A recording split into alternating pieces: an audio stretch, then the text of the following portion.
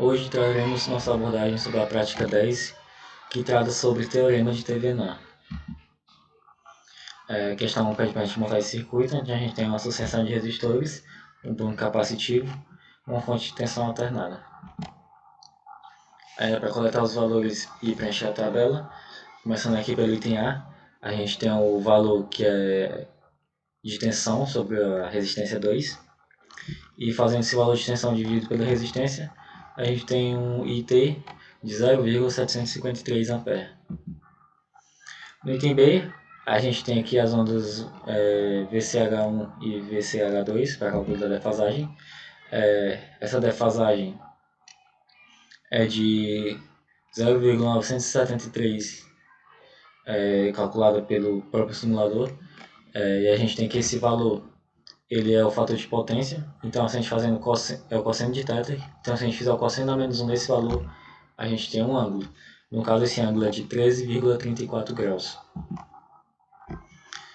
O valor eficaz do IC é de 0,721, arredondando, e o VAB tem um valor eficaz de 24,047.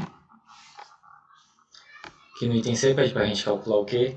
A gente pode calcular ele fazendo o ICH vezes o V da fonte eficaz, vezes o seno do ângulo já encontrado.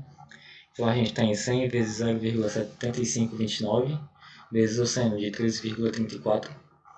Nosso Q é 17,3 VAR.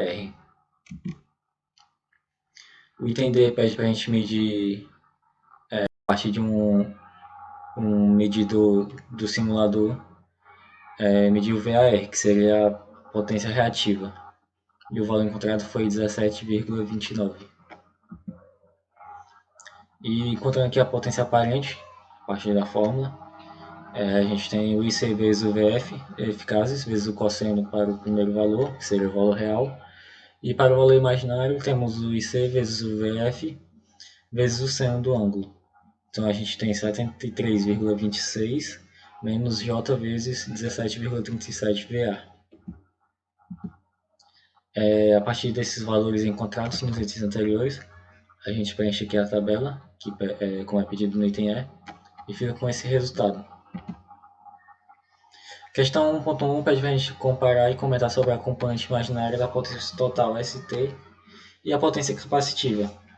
Como o único elemento que produz potência reativa nesse circuito é aquele capacitor que tem no nosso circuito, a gente tem aqui a potência reativa, que seria a parte imaginária da potência aparente, é igual à nossa potência capacitiva, numericamente falando. Questão 1.2 para a gente analisar, com base no valor do fator de potência calculado, a característica do circuito, se ele é reativo, se o reativo capacitivo é muito significativo no circuito. A gente vê que o fator de potência é bem próximo de 1, ou seja, isso é um fator de potência elevado. Isso quer dizer que a potência aparente é bem próxima da potência ativa, ou seja, a carga capacitiva do circuito ela é pouco significativa. A questão 1.3 pede para a gente determinar de forma indireta a corrente eficaz no resistor de 120 ohms e a relação entre VAB e o resistor de 120.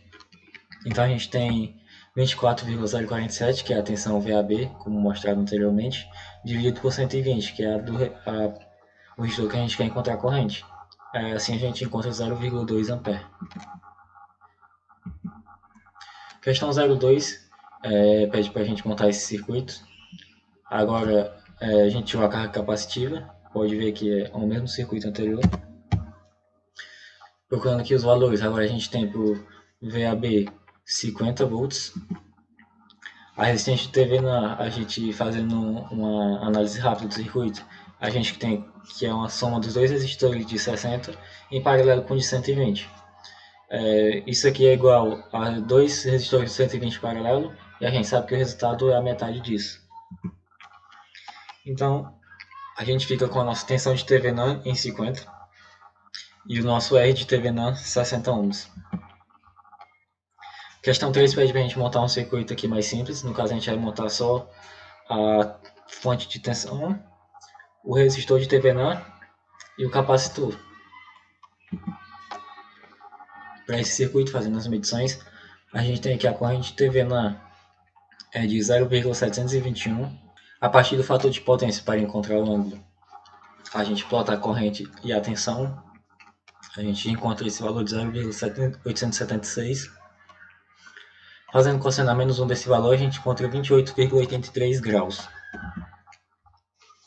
O VAB a gente encontra 23,12 volts. E o S, utilizando o mesmo procedimento da questão 1, a gente encontra 31,58 menos J vezes 17,38 VA. Finalizando a questão, a gente monta a tabela, assim como a questão 1 também pede.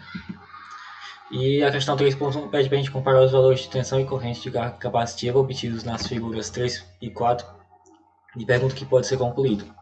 Para o primeiro circuito, a gente teve o valor de corrente de 0,753 e a tensão VAB de 24,047. Já no segundo caso, a gente teve uma corrente de 0,721 A e a nossa tensão VAB de 23,13 volts. Ou seja, a gente vê que os valores foram bem próximos, principalmente se a gente olhar para os valores de tensão entre os terminais A e B. A questão 3.2 pede para a gente analisar o comportamento dos circuitos da figura 3 e 4, tendo como base a comparação entre as potências complexas totais e o fator de potência de cada circuito, e pergunta se houve modificação nesse comportamento. A gente pode observar que houve sim uma mudança nesse comportamento. No primeiro caso, a gente teve uma potência aparente de 73,26 menos J vezes 17,37. No segundo circuito, os nossos valores obtidos foram 31,58 menos J vezes 17,38. Ou seja, a nossa potência reativa ela meio que permaneceu, mas a nossa potência ativa teve seu valor alterado. O fator de potência também sofreu alteração. Inicialmente ele era 0,973 e no segundo caso ele passou para 0,876. A questão 3.3 para a gente determinar o fator de tensão do resistor RTH e comparar com o módulo do valor medido pela ponteira de tensão em CH2. Pede para a gente desenhar um diagrama mostrando todos os fatores de tensão do circuito, considerando a corrente como um ângulo igual a zero. Então o que a gente tem? A gente tem a nossa corrente TVNA como estando ali no ângulo igual a zero. E na mesma linha dessa corrente, a gente tem a tensão sobre o resistor de TVNA. Ali fazendo um ângulo de 90 graus, a gente tem a tensão VAB, que é a tensão sobre os terminais do capacitor. E como resultado disso, como a soma desses dois vetores, a gente tem a tensão de TVNA. Os valores eficazes desses vetores estão mostrados ao lado, que seriam para a resistência de TVNA 41,49, a tensão de TVNA 50 e a tensão VAB 23,13 volts. Fazendo agora as questões do questionário, a primeira pede para a gente apresentar a equivalência que existe entre os teoremas de TVNA e o teorema de Norton. A gente pode observar essa equivalência de uma forma mais clara observando essa figura. E qual é a relação entre os componentes que a gente tem? Bom, a gente vê aqui no equivalente de Norton, a gente tem uma fonte de corrente e uma resistência. A corrente nessa fonte ela é igual à tensão de TVNA sobre a resistência de TVNA. E a resistência de Norton é igual à resistência de TVNA. Ou seja, se eu encontrei o equivalente de TVNA para o circuito, eu também posso encontrar o equivalente de Norton para esse mesmo circuito. A questão 2 pede para a gente apresentar os procedimentos e as condições do circuito para cálculo da impedância de TVNA, baseado, primeiro caso, que seria o item A, no cálculo da corrente de curto-circuito nos terminais do circuito linear. Respondendo esse primeiro item, a gente tem que deve ser calculada a tensão entre A e B. Em seguida, a gente fecha esses terminais, causando um curto-circuito entre A e B. Então, a gente mede a corrente nesse curto-circuito. A razão entre a tensão medida e a corrente que eu obtive fazendo esse curto-circuito é igual à impedância do equivalente de TVNA. O item B perguntando a alimentação dos terminais A e B sendo feita por um circuito, de uma fonte de teste de valor conhecido. Então, a gente deve ligar ali nesses terminais uma fonte de tensão ou corrente de valor pré-determinado, ou seja, que eu tenha ciência de quais são esses valores. As fontes independentes que tem nesse circuito, as de tensão devem ser tratadas como um curto-circuito e as de corrente devem ser tratadas como um circuito aberto. A gente redesenha o circuito para essas condições. E no caso de ter fontes dependentes, elas devem simplesmente permanecer no circuito. Feito isso, a gente acha uma relação entre Vs e S, onde Vs é a tensão nos terminais da fonte e S é a corrente que sai da fonte, e fazendo uma análise do circuito, usando as leis de Kirchhoff ou o método que achar melhor.